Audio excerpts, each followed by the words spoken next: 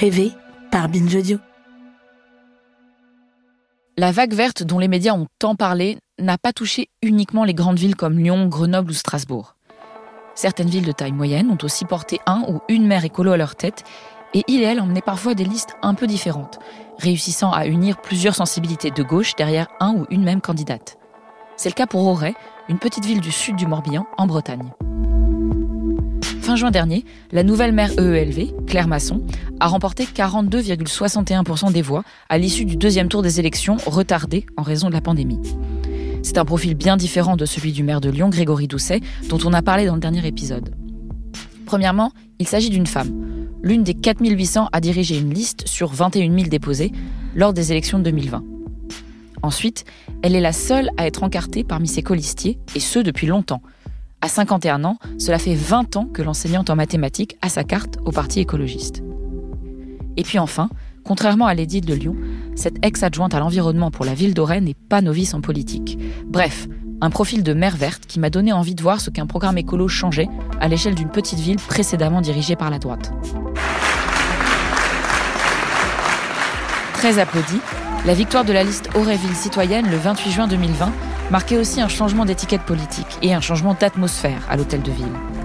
Le maire précédent, Joseph Rochelle, dirigeait une équipe plutôt étiquetée d'hiver droite et avait pris la suite d'un édile de centre droit après des conflits internes qui avaient secoué les équipes municipales successives. Au hasard d'une rencontre entre les rayons d'une librairie joliment appelée Vent de Soleil, j'ai pu constater que certains commerçants, comme Alain Lamarre, le gérant, étaient ravis de cette alternance.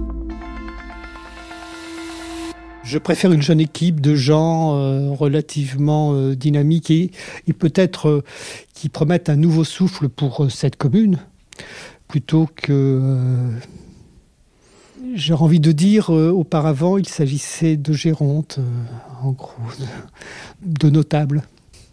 Moi, ce que je dis à Claire Masson, c'est qu'Auray est une ville où on peut effectivement tenter des choses parce que c'est la bonne mesure.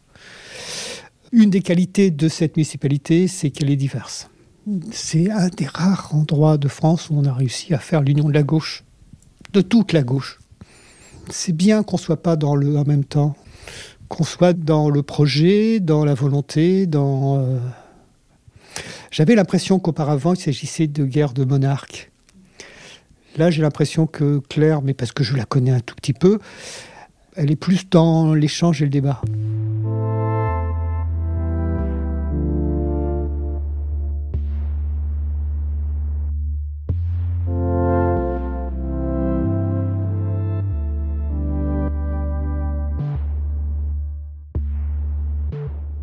Dans le fond, on est face un petit peu à une situation où, je vais caricaturer, mais il y a un peu de deux sortes de citoyens maintenant. Vanessa Jérôme, sociologue spécialiste de l'écologie politique en France, qu'on a déjà entendu dans l'épisode précédent.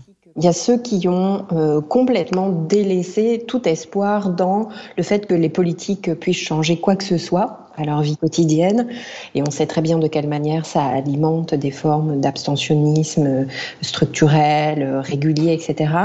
Et puis il y a ceux qui, d'une certaine manière, ont envie d'y croire encore, ou y croire encore. Et du coup, dans la tête de ceux-là, dans l'esprit de ceux-là, il y a beaucoup cette demande de, alors on dit démocratie participative, mais en tout cas de renouvellement, à la fois dans les profils des élus et surtout peut-être dans leur manière de faire.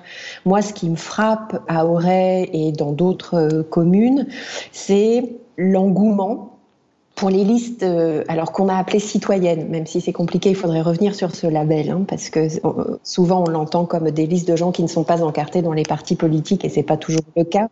L'idée de la liste citoyenne, c'est plutôt de refaire de la politique avec les citoyens des communes et de transformer les manières trop dirigistes, trop, j'allais dire confinées, d'en faire, c'est-à-dire au sens où on est au conseil municipal ou on n'y est pas. Le conseil municipal, on peut y assister dans le public, mais on n'a rien le droit d'y dire.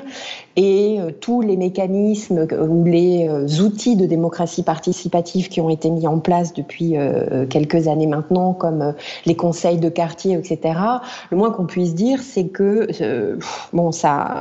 disons que toutes les attentes n'ont pas été satisfaites avec ces outils.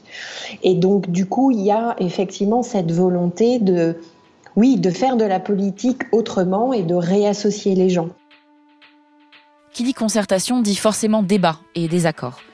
Si certains commerçants comme Alain Lamarre se réjouissent de l'arrivée d'une nouvelle municipalité plus à l'écoute de la population alréenne, d'autres se montrent un peu plus réservés.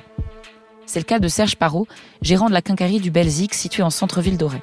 Il est aussi le président de la Fédération des commerçants d'Auray et il m'a parlé de l'idée portée par la nouvelle équipe municipale de consulter la population en vue d'une éventuelle piétonisation du centre-ville. S'il y a une réflexion sur, on va dire, la voiture aujourd'hui, malheureusement, elle est incontournable. Moi, j'ai un petit parking de 6 places. Il sert pour les gens du quartier. Là, il y a un artisan qui est en train d'intervenir dans un logement. Je lui dis, il faut se garer sur mon parking, sinon ça va gêner tout le monde. C'est juste du bon sens. La concertation citoyenne, c'est bien, mais on va retomber sur peut-être une forme d'intégrisme du centre-ville. Moi, je veux mon centre-ville piéton. Ok. Sauf que quand, après, il n'y a plus de commerce et plus rien, on dit, c'est dommage, je suis obligé de prendre ma voiture pour aller en zone. Donc c'est un tout, c'est de la concertation, c'est une réflexion d'ensemble. Il n'y a pas de jugement en disant, c'est bien de dire on va faire de l'écologie, simplement il faut aller au bout de la démarche. Dire voilà, on met des panneaux solaires, dans 30 ans ça m'appartient, comment je fais la dépollution ? C'est comme l'amiante, ça va me coûter une fortune. Je veux bien la démarche, mais je veux bien qu'on aille jusqu'au bout et qu'on me dise, ok c'est bien de faire ça, maintenant il y a tout le processus jusqu'au bout. Du coup, j'ai demandé à Claire Masson, la maire, ce qu'elle pensait de ces critiques, et tout particulièrement au sujet de la piétonisation. Alors en fait, quand j'ai été élue entre 2001 et 2008, on avait déjà modifié la circulation dans 2 endroits. À Saint-Goustan, on avait rendu une partie des quais piétons, et c'est resté depuis 2001, donc je pense que c'était une réussite. Et en centre-ville, on avait essayé de mettre le parvis devant l'église piéton et le parvis derrière la mairie. Donc celui derrière la mairie est toujours piéton, celui devant l'église a été changé, et finalement, moi j'ai entendu autant de commerçants regretter que ça ait changé, que de commerçants contents que ça ait changé. Donc je pense que c'est très partagé. Par contre, au niveau de la population, il y a un vrai danger sur les petites rues pavées qui n'ont pas de trottoir et qui sont des rues qu'on aurait pu rendre piétonnes effectivement à terme. Donc je pense qu'on va faire des tests et qu'on va essayer de proposer des choses sur des périodes de l'année avec une réflexion, avec aussi un questionnaire, une concertation pour mener au mieux pas une piétonisation, mais une adaptation des différentes rues en fait en fonction de leurs possibilités et du rôle qu'elles doivent avoir dans la ville. Et comment on fait justement, parce que je pense que c'est plus peut-être une peur pas forcément fondée, ou en tout cas quelque chose qu'on peut avoir à l'échelle nationale, qui est de dire voilà, les Verts arrivent, comment on fait, comment est-ce qu'on concilie une écologie pour en fait pas juste quelques-unes, mais en fait pour l'ensemble de la population. Est-ce que vous avez beaucoup ça en tête ? Est-ce que c'est quelque chose que vous craignez peut-être un peu quand vous avez des retours des habitants, des habitantes et des autres personnes de la ville ? Oui, on fait très attention à ça. On est vraiment au service de toute la population et pour nous, l'économie locale est très très importante. Moi, je fais mes courses uniquement en cœur de ville. Auray, c'est une ville magnifique avec beaucoup de commerces. On y tient tous beaucoup et on est tous on est des usagers très fréquents de tous ces commerces. Et là, pour vous donner des exemples de ce qu'on a fait depuis qu'on est élu, on a mis en place des bons d'achat pour favoriser les commerces qui ont fermé. Donc qui n'étaient pas autorisés au supermarché ou ceux qui avaient pu rester ouverts, c'est ceux qui ont fermé qui ont bénéficié de ces bons d'achat. Et on a eu un très très bon retour des commerçants là-dessus et on les a aidés lors du 2e confinement à mettre en place avec les étudiants du lycée en BTS une plateforme de commerce Call and Collect ou Click and Collect. On a fait les deux avec comme but de favoriser effectivement le cœur de ville et de les faire prédominer et montrer aux gens qu'il y avait autre chose qu'Amazon qui existait et qu'on peut travailler avec des commerces de cœur de ville en click and collect ou en call and collect, quoi. Alors évidemment, on n'a pas parlé que d'économie avec Claire Masson, surtout dans une période aussi incertaine que celle de la pandémie de Covid-19. Non, l'une des questions qu'il me semblait importante d'aborder, c'était la précarité à Auray. Si ces dernières années, la ville gagne en attractivité et en population, elle enregistre aussi des taux de pauvreté et de chômage supérieurs à la moyenne nationale. 17% contre 14% et 18% contre 10% respectivement en 2016. Pour discuter de l'action sociale de la nouvelle municipalité, je suis allée rencontrer des membres de l'association Stéphane Bouillon, qui porte le nom d'un jeune sans domicile fixe mort dans la rue à Auray et qui vient en aide aux plus précaires. Patrick Le Galliot, son président. Alors la municipalité ici à Auray, elle a toujours une couleur politique depuis plus de 20 ans. Et c'est vrai que les relations ne sont pas forcément simples parce que les personnes de la rue, a priori, ils dérangent. il gêne, et donc les élus préféreraient qu'il soit ailleurs. Donc on n'a pas forcément des relations de confiance ou de collaboration. On est parfois en conflit avec eux. Et du coup, depuis un an, ou enfin un petit peu moins d'un an, puisque Madame Masson a été élue au 2e tour dans l'été 2020, est-ce que les relations de votre association avec la municipalité ont changé ? Alors a priori, ils ont complètement évolué, dans le sens qu'on s'est retrouvé face à des gens qui étaient, ou qui sont toujours d'ailleurs, à l'écoute justement des personnes qui sont les plus en difficulté. Un petit exemple tout concret. Jusqu'à présent, dans le local d'accueil des personnes de la rue, ici à Auray, les personnes avec chiens n'étaient pas admises. Ce qui est le cas dans pratiquement tout le Morbihan. Et depuis cette nouvelle municipalité, l'accueil avec chien est possible, ce qui est une expérience nouvelle. Et on sait bien que pour les personnes de la rue, c'est un point très important. Donc cette nouvelle attitude est, à mon sens, positive.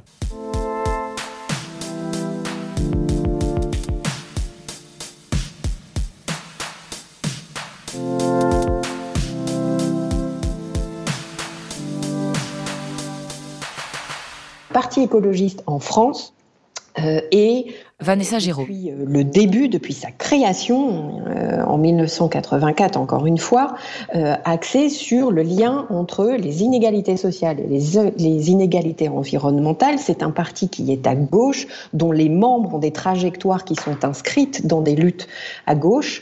Donc la manière dont les maires gouvernent, les élus gouvernent depuis ces nouvelles municipales, j'ai envie de vous dire que c'est de la manière dont ils l'ont toujours fait, parce qu'en fait ils sont présents dans les collectivités locales depuis la fin des années 80, les écologistes. Là, dans l'extrait que vous m'avez fait entendre, on a cette parole sur les personnes sans abri. Je crois que ce qu'on entend là aussi, c'est non seulement une préoccupation constante pour les questions sociales, mais aussi une manière de les traiter un peu différemment, de manière de faire des expérimentations. Les écologistes, ils ont cet avantage, c'est qu'ils n'ont jamais été vraiment aux manettes. Ils sont souvent minoritaires dans des majorités plurielles. C'est ça leur statut principal. Là maintenant, quand on est le maire, on a le pouvoir de faire des expérimentations comme celle-ci, de recevoir des personnes sans abri avec leurs animaux de compagnie. Et il faut voir ce que ça va donner. Voilà, mais expérimenter, innover, les politiques publiques innovantes, c'est un peu ça, la marque de fabrique des écologistes. Et jusqu'à maintenant, on ne l'avait pas trop vu, parce que quand ils arrivent avec des idées novatrices dans des majorités plurielles, quand ils sont minoritaires dans ces majorités, il y a très peu de projets qui passent. Donc on n'avait pas vu cet aspect-là. Voilà, l'idée, c'est de se donner les moyens de faire des expérimentations, de penser un peu autrement qu'on les pensait habituellement, les politiques publiques. Et je crois que c'est maintenant que le grand public va voir un peu, si j'ose dire, de quoi les écologistes sont capables. À Auray, la mairie a déjà un peu avancé dans une voie plus sociale, plus à l'écoute des besoins des personnes les plus démunies. Quand j'en ai parlé avec Patrick Le Gallio, je me suis demandé comment ces personnes voyaient ces changements, si elles les ressentaient même, elles qui restent parfois assez peu longtemps dans un même endroit. Le lendemain de ma rencontre avec le président de l'asso, je suis donc revenue au local pour prendre le café avec d'autres membres de l'association et quelques personnes sans domicile fixe. Là, j'ai discuté avec Boris. Je suis arrivé à Auray, j'ai arrivé de Lorient, c'est le 115 qui m'a orienté ici. Et après, c'est les gens du 115, l'hébergement qui m'ont dit qu'il y avait une association ici pour venir déjeuner le matin. Par l'association, il n'y a rien. Même les banques, dans la journée, ils mettent des vigiles. Les laveries, pareil. Donc c'est la police, ils contrôlent. Ouais. Ça fait au moins 4 fois que je me fais contrôler par le même mec, il a mon nom, il me demande toujours mon nom. Carte d'identité et tout, quoi. Non, c'est pas facile. Ah non, on n'est pas les bienvenus. On nous dit de nous écarter dans les parcs, éloignés de la ville, quoi, en fait. Cette distance, ces difficultés qui subsistent, Claire Masson essaie de les réduire, voire de les faire disparaître. Alors, sans lui jeter des fleurs, c'est ce qui ressort de la plupart des échanges que j'ai pu avoir avec les habitants et les habitantes de la commune. Notamment à l'école Diwan d'Auray, qui appartient au réseau du même nom, composé d'écoles associatives qui permettent aux élèves d'apprendre principalement en breton. Marilyn Caudal, sa directrice. étant donné que c'est vrai que les écoles d'Iwan ont un statut un peu particulier. On fonctionne de façon laïque, donc gratuite, mais pour le reste, les mairies, souvent, on est considérés comme des écoles privées, donc on devrait pouvoir se débrouiller tout seul. Donc voilà, c'est un peu au bon vouloir des mairies. Il y a eu des moments où ça a été assez bien, facile. Les dernières années, là, ça a été particulièrement difficile. Et là, c'est vrai qu'avec les nouvelles élections et la nouvelle mairesse, c'est beaucoup plus facile. Et c'est vrai que jusqu'à maintenant, même si les mairies, les municipalités avant avaient signé déjà la charte oui à la langue bretonne, ils n'avaient pas mis, ou très peu en application. Donc en fait, déjà, la mairie ici maintenant s'est engagée à déjà appliquer ce qu'ils avaient signé précédemment. Et en plus, ils veulent aller beaucoup plus loin. Donc ça nous convient très bien. Et vous avez remarqué des évolutions concrètement depuis? Est-ce que vous avez peut-être meilleur contact, plus de relations, même vous parlez peut-être plus souvent? C'est vrai qu'on a plus de relations. La première chose qui m'a beaucoup étonnée, c'était avant la rentrée de septembre, où en fait, une personne des services techniques est venue nous demander si on avait besoin de quelque chose. Chose qui ne s'est jamais passée auparavant. On devait toujours courir en fait pour avoir des réponses, pour avoir de l'aide. Et c'est vrai que depuis que Madame Masson est à la mairie, en fait, on envoie un mail, ils nous répondent gentiment, ils interviennent très rapidement. Et c'est vraiment un grand soulagement pour nous. Je pense pas que c'est parce qu'on est une école d'Iwan en fait ou que c'est le breton. Je pense que c'est leur façon de faire au niveau des écoles.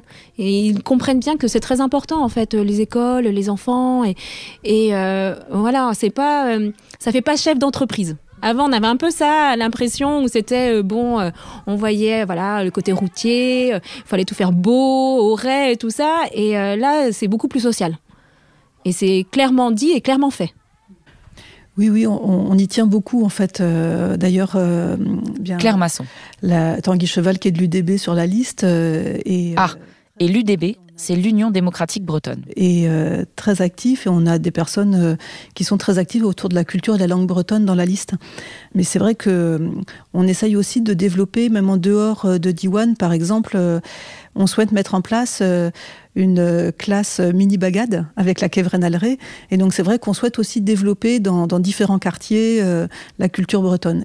Il y a quand même une rupture sociale entre les familles qui ont la culture et la capacité d'aller à l'école de musique, d'aller au concert, et celles qui ne le font pas. Et on souhaite que tous les enfants aient cet accès à la musique et à la culture, au concert, et qu'on les emmène vers plus de culture. Je crois que le patrimoine breton a toujours été un élément partagé par tous les mandats précédents. Par contre, sur les autres cultures, j'en suis moins sûre, et en particulier le fait de se tourner vers les quartiers, de proposer un centre social, c'est des choses qui ont été refusées par la municipalité précédente, puisque la CAF et l'État avaient proposé d'aider à la mise en place d'un centre social, et ça avait été refusé. Donc nous, on est quand même vraiment en rupture, puisque c'est une des premières choses qu'on met en place, c'est l'étude sur le centre social et la concertation et le bilan avec les associations pour voir comment monter un partenariat interassociatif et avec la municipalité là-dessus. Les défis sont nombreux. Et comme on a pu l'entendre, les Verts doivent encore convaincre certains et certaines habitants d'Auray que gouverner, en concertant davantage, permettra d'arriver à de réels changements au sein de la ville sans porter préjudice à quelques-uns ou quelques-unes d'entre eux. Et puis l'envie de lancer des projets et d'enfin mettre à plat les serpents de mer hérités des précédentes mandatures est parfois freinée par les nouvelles problématiques qui émergent dans le sillage de la pandémie de Covid-19. Par exemple, la hausse des prix de l'immobilier. Si la tendance date d'avant le début de l'épidémie, elle s'est accélérée avec le premier confinement, lorsque les gens se sont rués vers la côte atlantique. À la recherche de grand air, sans doute, et d'un environnement plus vert.